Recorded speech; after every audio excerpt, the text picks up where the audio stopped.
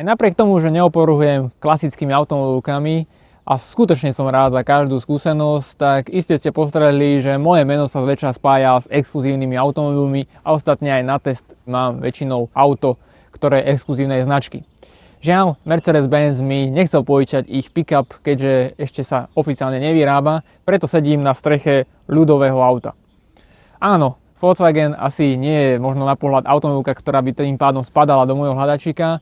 Faceliftovaný Amarok sa však píši niekoľkými jedinečnosťami, vďaka ktorým môžeme fakt povedať, že toto je prémiový a až exkluzívny pick-up. Ako prvé, ložná plocha, do ktorej naložíte ako jedinej v segmente Europaletu na šírku, keďže má presne 1222 mm.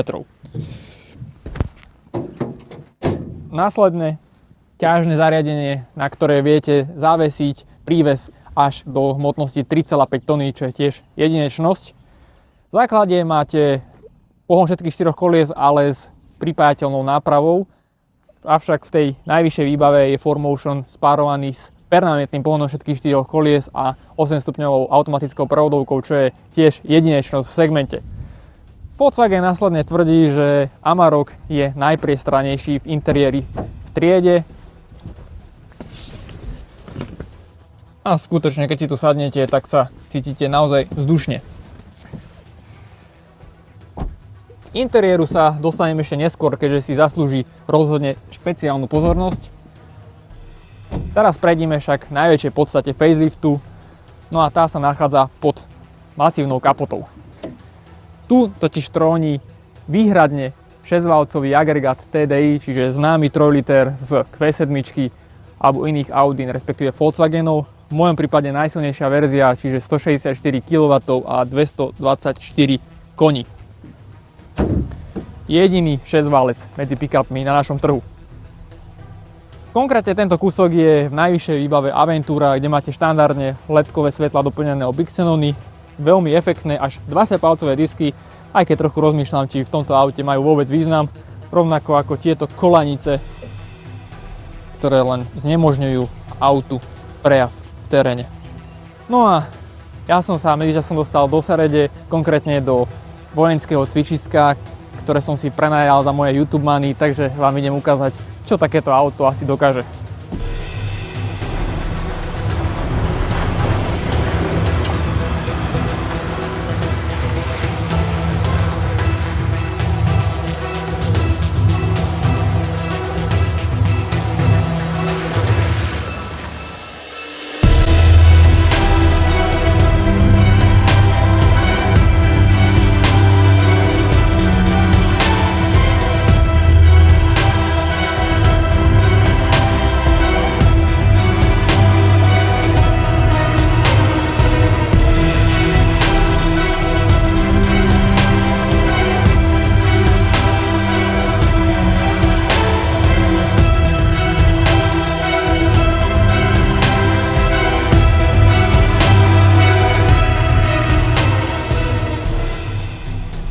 Asi nikoho neprekvapilo to, že ako prvé som s týmto autom išiel do poriadneho blata, keďže mám pick-up a mám priestory vojenského cvičiska, takže bol by hriech to nevyužiť. V každom prípade pár informácií.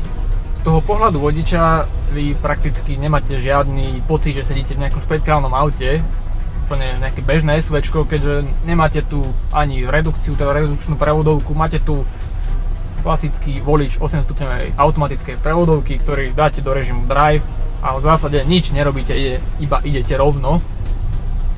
Pochopiteľne máte tu uzavierku zadného diferenciálu a režim offroad, čiže keď stlačíte alebo aktivujete ten režim offroad, tak to auto začne s tou prevodovkou tak spolupracovať, ako keby začalo tak kráčať a tým pádom tú redukciu ako keby nahradzuje v istom slova zmysle.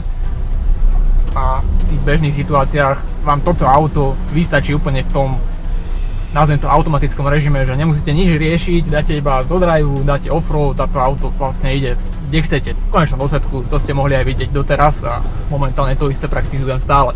A už naozaj, keď už ide nejaká tá krízová extrémna situácia, tak si uzavrete ten zadný diferenciál. Prípadne viete tu ešte manažovať si ESP, respektíve stabilizáciu ktorá vám niekedy pomôže v závislosti od podmienok.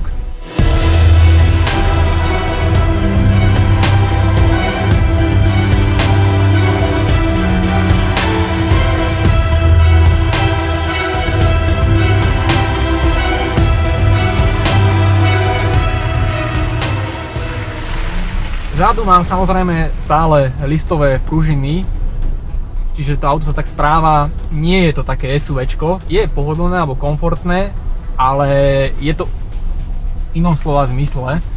A to asi to, že keď toto auto váži približne 2300 kg, čo je rovnaká váha ako približne SQ7, avšak keď si sadnete do SQ7, tak sa cítite, ako keby ste boli, povedzme, v nejakom crossoveri doslova, hej. A tu už je to taký dodávkoidný, kamionový pocit, že sa to auto tak nahýňa, nakláňa kade tade. A samozrejme do veľkej miery za to môže aj to, že zadok je relatívne dosť ľahký a tie péry tak odskakujú, čiže keď tu máte naložené niečo vzadu na tej korbe, tak to auto sa správa úplne inak a je vidno, že to auto je tak naddimenzované na väčší náklad, ako keď je ľahké. Čo je takým veľkým plusom, že na to, že týmto autom chodíte kade tade, štveráte sa a padáte do jam a neviem kade, tak ten interiér je mimoriadne tichý, a to v tom zmysle, že nič tu nevrzga, a to je na dnešné pomery a na súčasné auta akože veľký plus.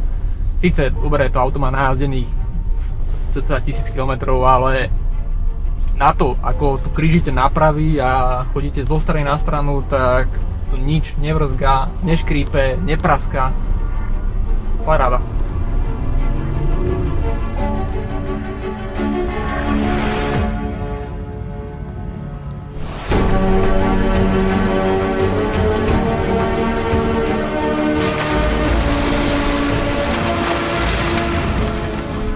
Teraz mám pred sebou taký pomerne dosť strmý kopec, čiže si ukážeme výhody toho režimu off-road.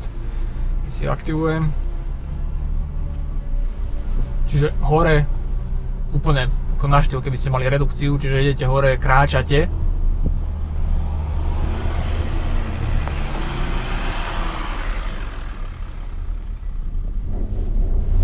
A dole automaticky si pribrzďuje, čiže nič nerobím.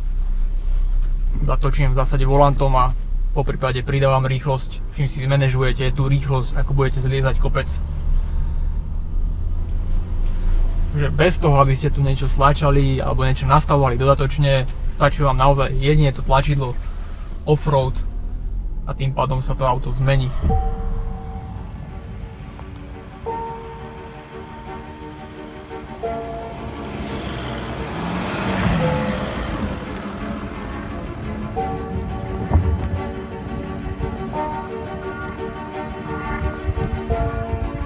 Teraz je predo mňou taký zlatý klinec môjho terénneho programu, taká obrovská priepasť.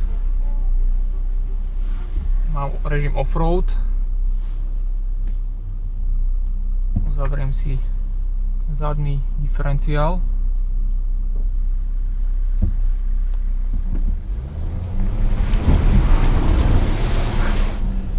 Ako nič.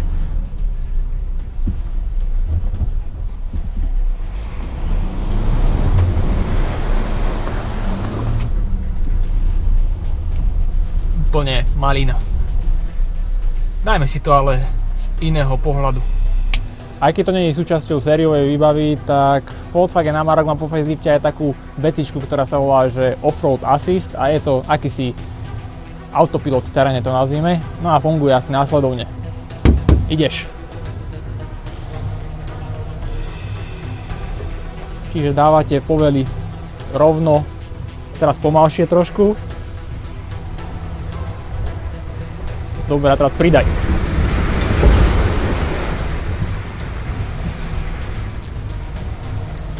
Teraz pomalšie.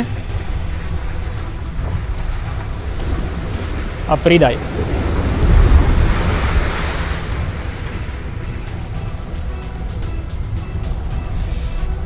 Toto tiež podľa mňa nemá žiadny iný pick-up, iba Amarok.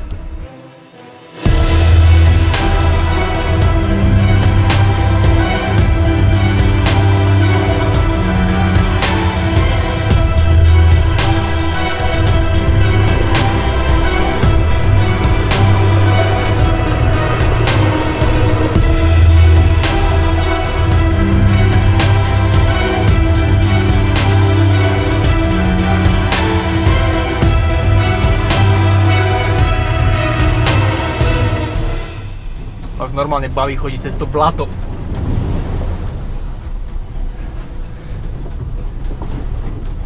Za normálnych okolností sa úplne snažíte kadejakým nástrahám, výmolom, dierám, blatám a kalužiam vyhybať, ale keď máte pick-up a s takýmto potenciálom, tak doslova ideálnou stopou je, keď idete priamo naprieť cez všetky tieto nástrahy.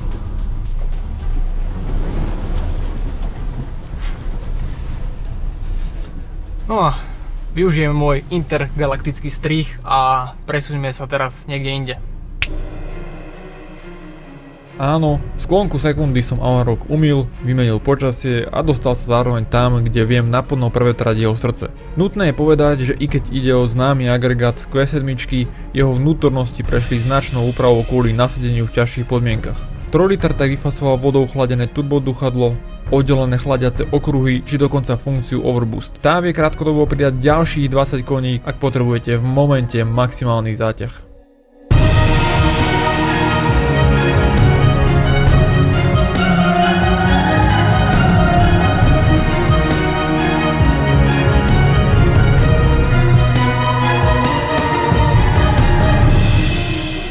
Amarok si tak razí cestu vpred vyslovene ako lokomotíva a je jedno, či dáte kickdown 130 na diaľnici alebo sa práve brodíte blatom. Môže za to pochopiteľne najmä masívnych 550 Nm, ktoré sú k dispozícii už od 1400 otáčok za minútu. Isté, odlučnenie a kultivovanosť jednotky nie je na takej výbornej úrovni ako v prípade luxusnej Q7, pri aute tohto typu to však skôr oceníte než skritizujete. Mimochodom, 80 litrov nádrž som vyprázdnil rýchlosťou 10,5 litra na 100 km, čo je myslím veľmi pekný údaj, najmä keď viem, že v teréne som Amarok veru že nešetril. Navyše dám ruku do ohňa, že s predošlým štvorvalcom by spotreba bola určite vyššia. Základná cena 38 000 eur nie je pritom v porovnaní s rivalmi vôbec zlá. Pravdou ale je, že z tejto nafulovanej testovačky za 56 000 eur sa stáva skôr drahý náramok než praktický Amarok. Vlastne toto auto je oboje. Je statočne vyšperkované a pohodlné, tým ale potenciál skoro vôbec nezabijete. Teda až na tie bočné prahy. Otázka už len zostáva, či v triede pick-upov niekto tento vyslovene nadštandard ocení.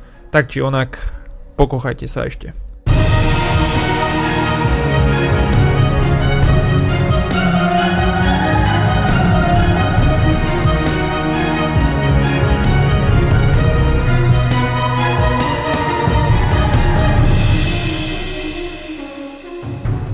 Dobre, dosť, stačilo.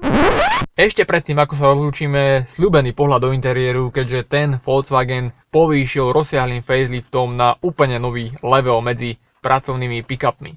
Ako prvé, skutočne prepracovaná palubná doska s dizajnovým riešením pomaly na úrovni prémiového SUVčka, nevídaná kvalita a spracovanie až na túto priehradku, ktorá je takáto dosť labilná. Krásny, prešívaný multifunkčný volant, následne viac než 6-palcový kvalitný farebný dotykový displej, no a dokonca plne elektrické ovládané a vyhrievané kožené sedadla. Naozaj, nemám čo dodať. Viete, čo je na tom všetkom najlepšie? Amarok, na rozdiel od tej plejády pick-upov, ktoré sú na našom trhu, nemá žiadnu históriu, žiadne korene alebo základy, na ktorých by dokázal staviať, keďže toto je prvá a v zásade aj jediná generácia. Dovolím si však tvrdiť, že Volkswagenu stačila jedna generácia na to, aby konkurencii doslova nakopala riť. No nič, a ja to idem zase raz umyť.